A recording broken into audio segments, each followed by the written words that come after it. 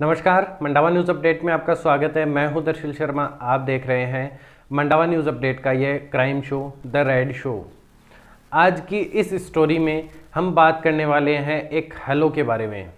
Hello, जो कि जब भी हम किसी को कॉल करते हैं या किसी का कॉल आता है तो सबसे पहले जो वर्ड बोला जाता है वो हेलो ही बोला जाता है। लेकिन इस हेलो के कारण न जाने कितने ही लोगों के बैंक अकाउंट खाली हो गए, उनको लूट लिया गया और न जाने कितने ही लोग बर्बाद हो गए। आज की ये जो कहानी है इसमें एक अवेयरनेस के साथ साथ आपको यह भी बताऊंगा कि किस तरीके से लोग क्राइम करते हैं। पिछले कुछ सालों में जैसे जैसे इंफॉर्मेशन टेक्नोलॉजी का विकास हुआ है, नए नए गैजेट्स आए हैं, मोबाइल फ़ोन, इंटरनेट, कंप्यूटर वगैरह ये सब आया है, उसके साथ साथ जो क्राइम करने का तरीका है उसमें भी बदलाव हुआ है। पहले लोग किसी से बंदूक की नोक पर या मारपीट करके उससे लूटपाट करते थे, उसके बाद जो भी गहना या फिर कोई भी पैसे वगैरह होते थे वो लूट लेते थे। लेकिन जैसे जैसे टेक्नोलॉजी का विकास हुआ, क्राइम की इस दुनिया में भी परिवर्तन हुआ और लोग इस टेक्नोलॉजी के माध्यम से ही लोगों से लूटपाट करना, पैसे लूटना शुरू कर दिया। आज की ये जो कहानी है यह है साइबर क्राइम के बारे में। बहुत से लोग आप में से ऐसे होंगे जो कि साइबर क्राइम के बारे में जानते होंगे, कुछ है जो नहीं भी जानते। तो इस कहानी को सुनने के बाद आप इस बारे में आराम से जान जाओगे। कुछ साल पहले अमिताभ बच्चन, जिनको बिग बी के नाम से भी जाना जाता है, उनके पास एक कॉल आता है। कॉल करने वाला अपने आप को बैंक का एग्जीक्यूटिव ऑफिसर बताता है और उनके जो बैंक अकाउंट था उसमें कुछ इन्फॉर्मेशन अपडेट करने के नाम पर उनसे कुछ डिटेल्स मांगता है। बिग बी, क्योंकि वो भी सोचते हैं कि मेरे साथ कौन फ्रॉड करेगा, ऐसा सोच के वो जो इन्फॉर्मेशन मांगता है उसको बता देते हैं। कुछ देर बाद उनके पास मैसेज आता है जिसमें 5 लाख रुपए डेबिट हो चुके थे उनके बैंक अकाउंट से। इसके अलावा सेंट्रल मिनिस्टर थे एक दिल्ली में, उनके पास भी एक कॉल आता है। कॉल करने वाला अपने आप को एसबीआई का एग्जीक्यूटिव ऑफिसर बताता है और उनसे कुछ जो उनका सैलरी अकाउंट था उसको अपडेट करने के नाम पर कुछ डिटेल्स मांगता है। वो उसको डिटेल दे देते हैं। कुछ टाइम बाद उनके पास मैसेज आता है और पता चलता है कि उनके अकाउंट से 2 लाख रुपए लूट लिए गए हैं। इसके अलावा केरल के एक एमपी थे, उनके पास भी बैंक से कॉल आता है और कॉल करने वाला उनसे डेबिट कार्ड और ओटीपी पूछकर 3.5 लाख रुपए के करीब उनके बैंक अकाउंट से डेबिट हो जाते हैं, यानी कि लूट लिए जाते हैं। इसके अलावा एक यूपी के एमएलए थे, उनके पास भी ऐसे ही अकाउंट अपडेट करने के नाम पर कॉल आया और उनके अकाउंट से भी रुपए निकाल लिए गए। ओएनजीसी की एक रिटायर्ड ऑफिसर थी जो कि गुजरात में रहती थी, उनके पास भी ऐसे ही कॉल आता है। उनके जो बैंक अकाउंट था उसको अपडेट करने के नाम पर या उनका जो कुछ इन्फॉर्मेशन लेता है और उसके कुछ देर बाद ही मैसेज आता है जो कि अलग अलग हिस्सों में करीब 62 लाख रुपए निकाल लिए गए थे।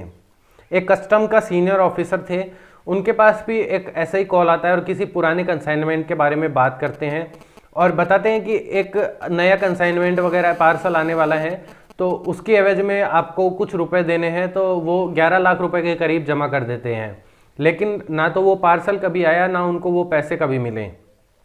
ये तो एक कुछ एग्जाम्पल है। इसके अलावा हमारे देश में हर रोज़ हर मिनट, अभी मैं जब आपको ये कहानी सुना रहा हूँ, हम बात कर रहे हैं, इस टाइम भी हो सकता है बहुत से लोगों के पास इन साइबर क्राइम करने वाले लोगों का कॉल जा रहा हो। अपने आप को बैंक ऑफिसर, एलआईसी का ऑफिसर या किसी भी तरीके से अपने आप को कोई ऑफिसर बताकर वो आपको लूटने की कोशिश कर रहे हो सकता है आप जो ये वीडियो देख रहे हैं, आप देखने वालों में से भी बहुत से लोगों के पास इस तरह का कोई कॉल आया होगा। अगर आया है तो कमेंट करके ज़रूर बताना कि उसने आपसे किस तरीके से बात की और आप किस तरीके से उससे बचे, और अगर आपको लूट लिया गया तो कितने रुपए लूटे गए और आपसे किस तरीके से क्या बात की गई, तो कमेंट करके एक बार ज़रूर बताना। और अगर कुछ आपके पास कॉल रिकॉर्डिंग वगैरह है तो आप मुझे व्हाट्सअप भी कर सकते हैं।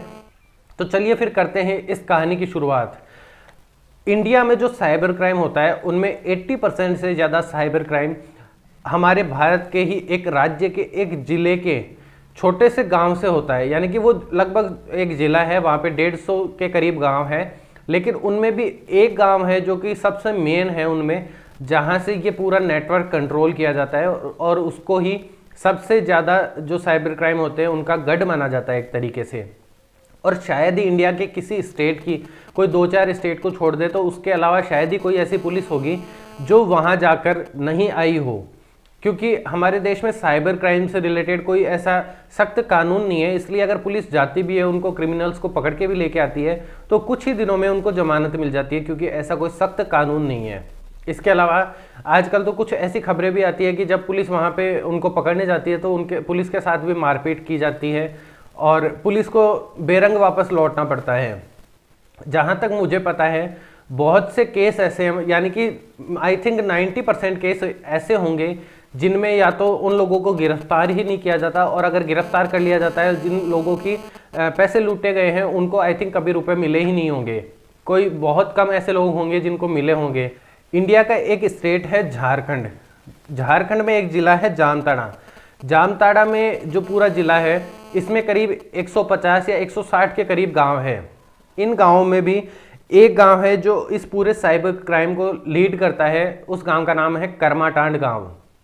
इंडिया में जो साइबर क्राइम होते हैं उनमें 80% से ज़्यादा साइबर क्राइम इस जामताड़ा जिले से ही होते हैं। और इसके अलावा ये जो करमाटांड गांव है, स्पेशली इस गांव से जो क्रिमिनल्स है वो ज़्यादा हैं। ये जो पूरा साइबर क्राइम का नेटवर्क है, इसकी शुरुआत कैसे हुई इसके बारे में भी मैं आपको बताऊंगा। लेकिन उससे पहले एक चीज़ कि ये जो करमाटांड गांव है या आसपास का जो इलाका है यहाँ नेटवर्क बहुत कम मिलता है।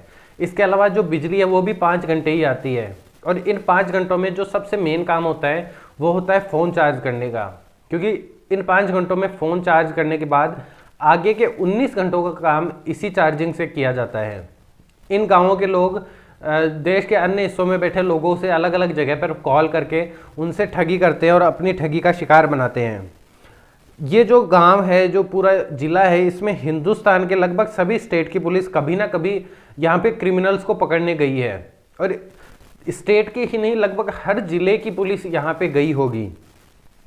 ये जो पूरा साइबर क्राइम का सिलसिला शुरू हुआ था ये कोई ज़्यादा पुराना नहीं है। लगभग पिछले 10-12 साल या 15 साल में इस तरह का ये जो साइबर क्राइम का सिलसिला है ये शुरू हुआ है। इससे पहले हालांकि ये जो करमाटांड गांव है या जो भी ये पूरा जिला है जामताड़ा, ये पहले भी बदनाम था। उस टाइम पे लोग, यहाँ के जो लोग थे वो जो ट्रेनों में लोग सफ़र करते थे उनको किसी चीज़ में कोई बेहोशी की दवाई वगैरह मिला के पिला देते थे और उनका सामान कैश वगैरह वो सब लूट लेते थे। हालांकि तो इसलिए ये गांव पहले से भी बदनाम है, लेकिन धीरे धीरे लगभग 10-12 साल पहले इसमें परिवर्तन आया और ये सब जो लूटपाट थी इनको छोड़कर यहाँ के लोग साइबर क्राइम में घुसने लगे। यहाँ के जो लोग हैं उनमें बेरोजगारी भी बहुत ज़्यादा है, लोग पढ़ते भी नहीं हैं। इसके अलावा यहाँ पे सुख सुविधाओं का भी बहुत ज़्यादा अभाव है। ये बात है करीब 2008 के आसपास की। यहाँ के लोग, आपको जैसा कि बताया कि ज़्यादा कुछ पढ़े लिखे नहीं हैं, तो नौकरी की तलाश में इधर उधर दूसरे राज्यों में दूसरी जगहों पर जाते रहते हैं, दिल्ली, बम्बई, कलकत्ता, राजस्थान, जयपुर, कहीं भी। तो ये लोग दिल्ली वगैरह कहीं भी जाते थे। तो उस टाइम पे 2008 के आसपास एक लूट का एक तरीका लोगों ने बना रखा था। तो वो लोग क्या करते थे, जैसे किसी भी दो जो फिल्म स्टार है उनके चेहरे मिला दिए और पहचानो कौन, इसमें आपको इतना इनाम मिलेगा, ऐसे करके बहुत सारे इनामी जो पागल बनाने के तरीके थे। इसके अलावा भी और बहुत सारे तरीके थे जिनसे लोगों को पागल बनाकर और रुपए ऐंठा करते थे। उस टाइम पे इतना कोई बैंक अकाउंट जो थे वो ऑनलाइन नहीं थे, इतना कोई ट्रांजैक्शन भी नहीं हुआ करता था। लेकिन क्योंकि उस टाइम पे फ़ोन का दौर, जो मोबाइल फ़ोन है उनका दौर शुरू ही हुआ था, लोग अपना बैलेंस रखते थे फ़ोन में। आजकल तो अनलिमिटेड हो गया है, अनलिमिटेड कॉल्स, इंटरनेट, ये सब मिलता है। उस टाइम पे बैलेंस हुआ करता था 100 रुपये, 150 रुपये, इस टाइप से।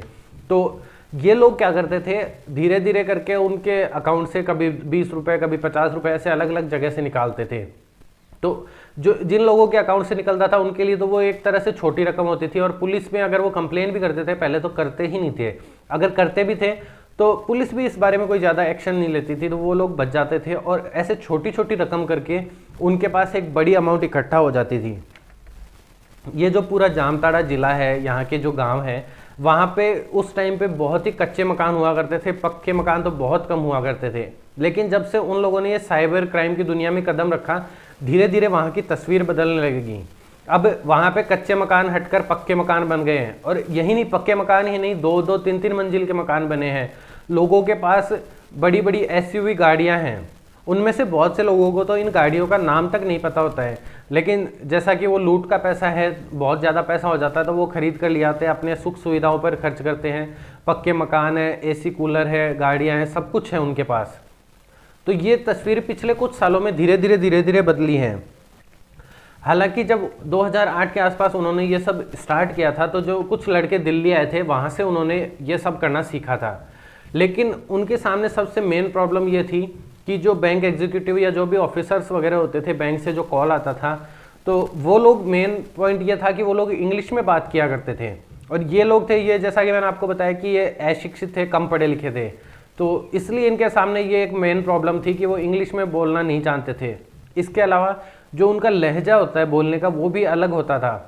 तो किसी भी शख्स का जो बैंक अकाउंट है वो उसके लोकल बैंक की ब्रांच में ही होगा, और वहाँ जो ऑफिसर काम करने वाले हैं वो भी लगभग लोकल ही होंगे, तो जो उनका लहजा है उसमें बहुत बड़ा डिफरेंस होता था। लेकिन इन लोगों ने उस पर भी काम करना स्टार्ट किया, इंग्लिश बोलने की ट्रेनिंग ली उन्होंने। इसके अलावा अपना जो लहजा था उसको सुधारा, किस तरीके से बैंक ऑफिसर्स बात करते हैं, क्या बोलते हैं, उसको धीरे धीरे उन्होंने सीखा, उस पर काम करना स्टार्ट किया। हालांकि जैसे जैसे टाइम आगे बीतता गया, धीरे धीरे बैंक वाले भी ऑप्शंस देने लगे लैंग्वेज के लिए, क्योंकि जैसे हम कॉल करते हैं तो वहाँ पे जो ऑटोमेटेड टेप होती है वो बोलती है कि अगर आप हिंदी में बात करना चाहते हैं तो 1 दबाएं, इंग्लिश में करनी है तो 2 दबाएं, ऐसे कुछ। तो उनके सामने एक रास्ता खुलने लगा। और फिर जैसे जैसे इनका विकास हुआ, धीरे धीरे लैंग्वेज में भी चेंज आने लगा। इसके अलावा धीरे धीरे अब बैंक वाले जो कस्टमर केयर के थे या जो एग्जीक्यूटिव्स होते थे, वो भी कस्टमर से हिंदी में बात करना स्टार्ट करने लगे। तो इससे ये जो लोग थे इनको आसानी होने लगी, क्योंकि सब लोग तो इंग्लिश सीख नहीं सकते थे, और सीखते तो टाइम भी बहुत जाता। तो हिंदी में जब से बैंक वालों ने बोलना स्टार्ट किया, बात करना स्टार्ट किया, तब से इनके लिए आसानी हो गई थी। तो इन्होंने भी फिर ये जो आसपास के जितने भी गांव थे, लगभग इनके जो युवा वर्ग था वो सब इस साइबर क्राइम में आने लगा। आज यहाँ के जो लगभग गांव हैं उनमें बहुत से युवा ऐसे हैं जो कि पढ़े लिखे नहीं है, लेकिन फिर भी वो इस साइबर क्राइम की दुनिया में घुसे हुए हैं, बहुत से पैसे लोगों से लूट रहे हैं। जैसा कि मैंने आपको बताया कि इन गाँवों में नेटवर्क की भी प्रॉब्लम रहती है, बिजली की भी प्रॉब्लम रहती है। तो लोग क्या करते हैं, नेटवर्क पकड़ने के लिए पेड़ों पर चढ़कर बात करते हैं।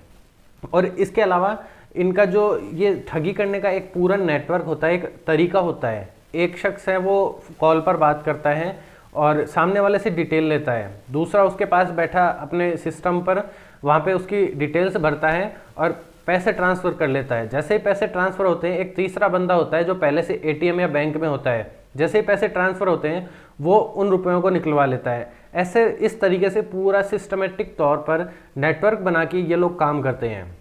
हो सकता है बहुत से ऐसे बैंक ऑफिसर्स हो, प्राइवेट बैंक वाले हो, जो इन लोगों से मिले हुए हो, क्योंकि जाहिर सी बात है कि अगर किसी को भी ये लूटते हैं तो कम से कम 1 लाख रुपए से कम तो लूटते ही नहीं है, इससे ज़्यादा ही लूटते हैं। तो अगर कोई भी ऑफिसर होगा या कोई भी आप अधिकारी मान लो जो जिम्मेदार है, उनको ये कुछ रिश्वत के रूप में 20-30 हज़ार रुपये दे देंगे तो वो आराम से उनका काम कर देता है। तो बहुत से बैंक ऑफिसर्स भी ऐसे हैं जिनको पुलिस ने पकड़ा था पिछले कुछ दिनों में भी, जो इस साइबर क्राइम से जुड़े हुए थे।